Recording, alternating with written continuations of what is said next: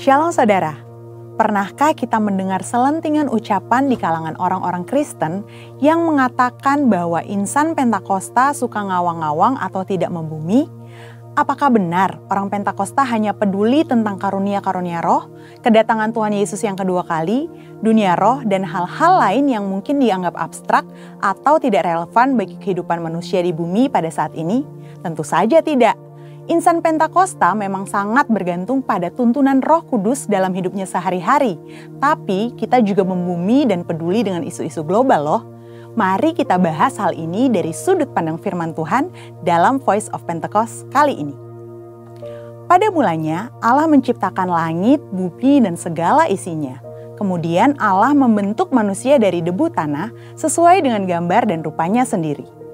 Manusia diberikan perintah untuk menguasai dan memenuhi bumi sambil menikmati persekutuan yang intim dengan Allah. Ini yang dikenal sebagai mandat penciptaan. Ini artinya kita diberikan tugas untuk terlibat dalam berbagai bidang kehidupan dan memberikan dampak sosial dengan pertolongan dari Roh Kudus. Sebagai masyarakat global, tentu insan Pentakosta tidak dapat berpangku tangan saja dan tidak peduli dengan berbagai isu hangat yang sedang berkembang di dunia. Yang pertama, perubahan iklim. Konsensus para ahli menunjukkan bukti terjadinya perubahan iklim yang diakibatkan oleh pemanasan global sebagai dampak dari kelalaian manusia dalam menjaga lingkungannya. Alkitab menuliskan kisah Nuh yang disuruh Tuhan untuk membangun sebuah bahtera yang sangat besar bersama-sama keluarganya demi mempertahankan kelestarian keragaman hayati dari hewan-hewan yang ada. Nah, sebagai insan Pentakosta yang dipimpin Roh Kudus, tentu kita juga perlu menjadi keseimbangan ekosistem yang ada. Bagaimana caranya? Dengan taat kepada berbagai peraturan pemerintah. Yang kedua, isu SARA, suku, agama, ras, dan antar golongan. Seringkali permasalahan yang terkait dengan SARA banyak ditemukan di negara-negara berkembang. Namun, di negara maju juga terjadi berbagai masalah yang berhubungan dengan isu ini. Contohnya, peristiwa demonstrasi Black Lives Matter di Amerika Serikat yang sudah muncul sejak tahun 2013 dan meledak pada tahun 2020. Di Indonesia, isu SARA seringkali dimanfaatkan dalam dunia politik. Seringkali satu pihak menyebut pihak lain dengan berbagai istilah yang sangat tidak pantas. Hal yang disayangkan ialah ada juga sebagian orang-orang Kristen yang terprovokasi dan ikut-ikutan. Nah, apa yang dikatakan Alkitab mengenai isu SARA ini? Rasul Paulus menasihati supaya gereja tidak terbagi-bagi antara golongan Paulus, Apolos, atau Kefas.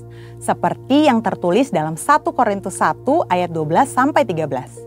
Selain itu, dalam Yohanes 17 ayat 21-23, Tuhan Yesus sendiri mendoakan para murid saat di Taman Getsemani supaya mereka menjadi satu. Di sini terlihat bahwa Allah berkenan kepada kesatuan dan bukan perpecahan akibat isu SARA. Di era Pentakosta ketiga ini, Roh Kudus yang dicurahkan secara dahsyat justru akan meruntuhkan berbagai benteng SARA.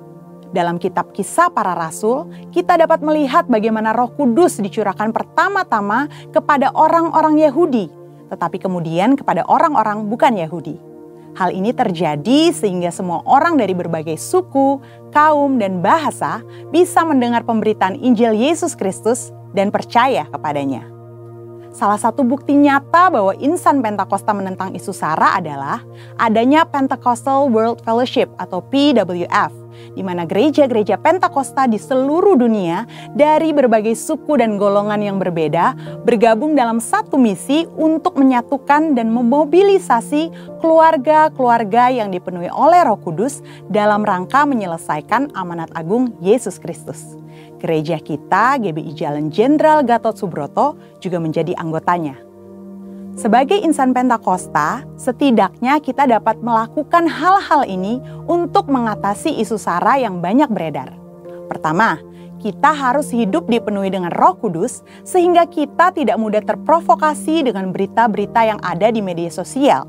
Kedua, fokus pada kehendak Allah pada zaman ini, yaitu penyelesaian amanat agung Tuhan Yesus supaya menjadi murid Tuhan Yesus.